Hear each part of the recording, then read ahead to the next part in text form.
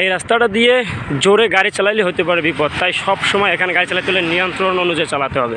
কারণ এখানে এই পাশে উন্নয়নমূলক কাজ চলতেছে, বিভিন্ন ধরনের উন্নয়ন প্রকল্পের কাজ চলে, সেজন্য এখানে একই রাস্তার ভিতরে আসা যাওয়ার ব্যবস্থা মানে দুইটা করা হয়েছে এবং গাড়ির গতি সর্বোচ্চ 20 পর্যন্ত রাখতে বলা হয়েছে। আর গাড়ি বেশি জোরে চালাইলে এখানে দুর্ঘটনা এককালে নিশ্চিত, কারণ এখানে জায়গা এখন খুবই সরু।